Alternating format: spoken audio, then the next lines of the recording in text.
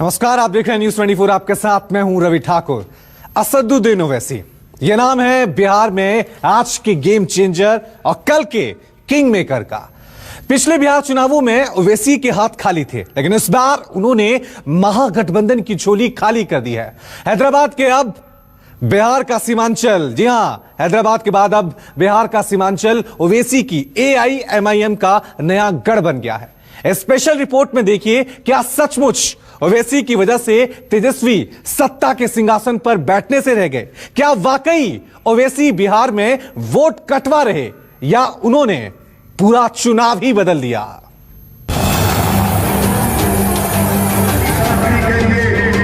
आज सीमांचल में आपको अपनी सियासी क़यादत को मजबूत करना है। यहां से आपको अपने नुमाइंदे को कामयाब करना है। ओवैसी की गरीबी में शाही है, तुम मेरी शाही का मुकाबला नहीं कर सकोगे।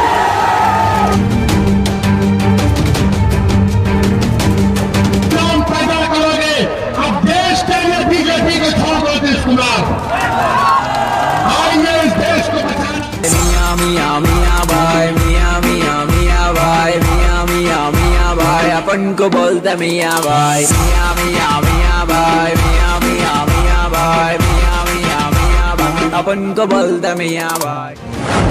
क्या तेजस्वी को ओवैसी ने हराया? मियां मियां मियां भाई, मियां मियां मियां भाई, मियां मियां मियां भाई, अपन को बोलते मियां भाई, मियां मियां मियां भाई, मियां मियां मियां भाई, मियां मियां मियां भाई, अपन को बोलते मियां भाई। असदुद्दीन ओवैसी तो ट्विंकल ट्विंकल लिटिल स्टार है, तो हम तो अपना जो काम करना था हम किए।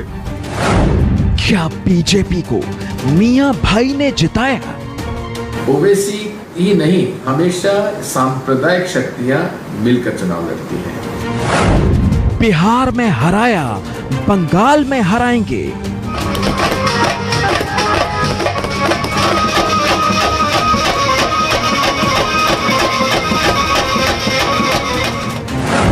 क्या ओवैसी कांग्रेस को खा जाएंगे? बंगाल लड़ेंगे, यूपी तो लड़ेंगे 22 में, उसमें कोई पीछे हटने का सवाल ही नहीं है। असदुद्दीन ओवैसी बिहार का गैम्बलर।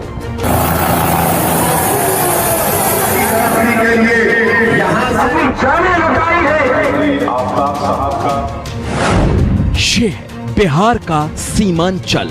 सीमांचल इलाके में विधानसभा की 24 सीटें हैं।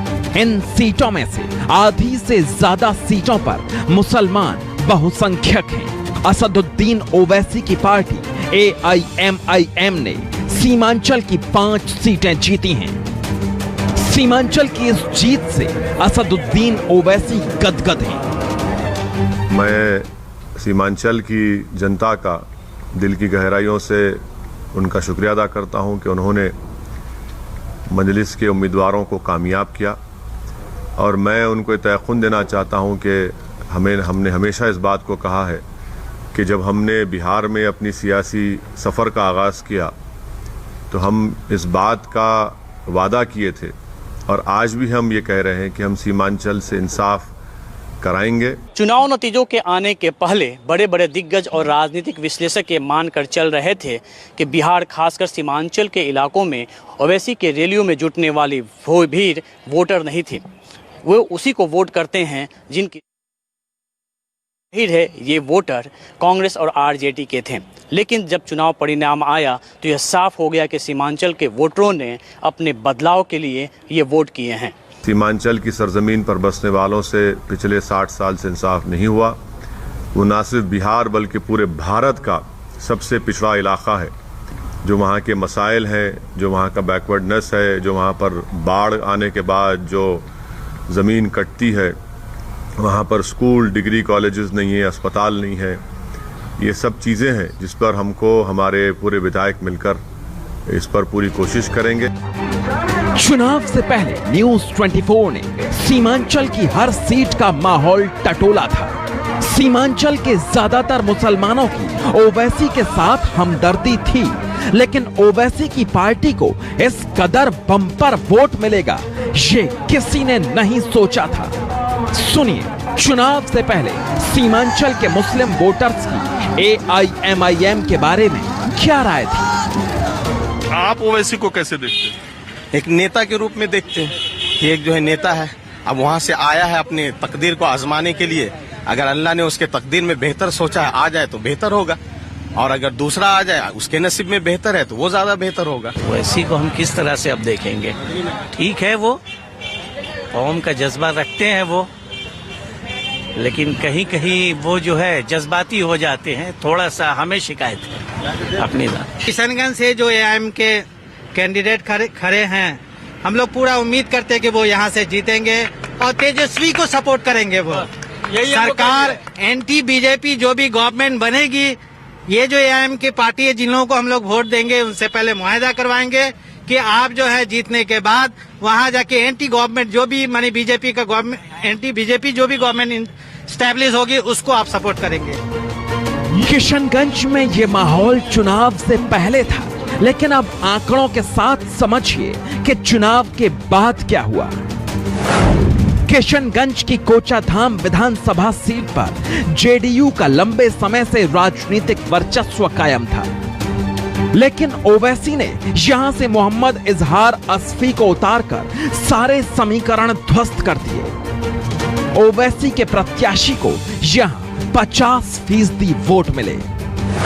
पूर्णिया की आमौर सीट से कांग्रेस के अब्दुल जलील मस्तान 36 साल से लगातार विधायक थे।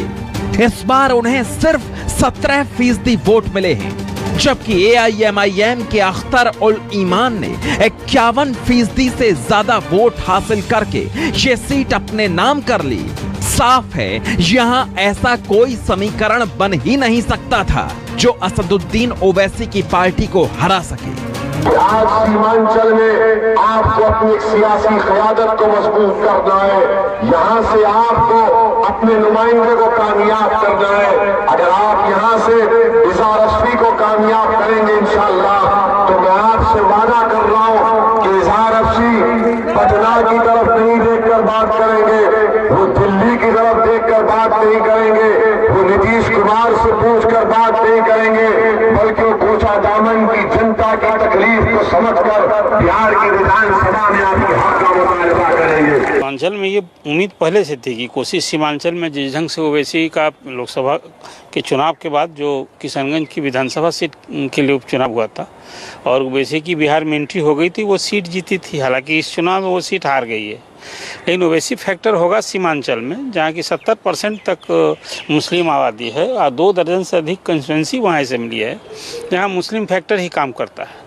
तो वैसे ही इसके लिए काम कर रहे थे। सीमांचल के उन्होंने एक मुद्दा बनाया था कि सीमांचल पूरे देश में सबसे अधिक खासकर मुस्लिम बहुल जो क्षेत्र हैं, सो बहुत पिछड़ा इलाका है, और इस मुद्दा को बनाकर कई सभाएं उन्होंने की थी। चुनाव के पहले भी आए थे। ओवैसी की पार्टी और हैदराबाद के इस मियां भाई की जीत का जश्न इसलिए भी खास है क्योंकि चुनाव के पहले तक असदुद्दीन ओवैसी की पार्टी AIMIM की हालत ऐसी नहीं थी। 2015 में पूरी ताकत झोंकने के बाद भी बिहार में असदुद्दीन ओवैसी की पार्टी का खाता तक नहीं खुला था। क्या तुम सत्ता में नहीं थे? क्या तुमने 5 साल पहले नीतीश कुमार, RJD और कांग्रेस ने मिलकर गठबंधन बनाया और मुझ पर इल्जाम लगाया कि ओवैसी वोट कटवा है? मैं तुमसे पूछना चाह रहा हूं, क्या तुमने 2 साल तक नीतीश कुमार और RJD साथ नहीं थे? तो बताओ तुमने उसमें क्या क्या काम किया बहादुरगंज के लिए? और 2015 के विधानसभा चुनाव में AIMIM ने 6 सीटों पर चुनाव लड़ा, लेकिन एक भी सीट पर जीत हासिल नहीं हुई थी। लेकिन इस बार बिहार में AIMIM ने 20 सीटों पर अपने प्रत्याशी उतारे थे, जिनमें से 5 सीटों पर AIMIM के विधायक जीत गए। Bureau report, news 24। यहां रुक लेंगे छोटे से ब्रेक के लिए, फौरन हाजिर होंगे। देखते रहिए न्यूज़ 24।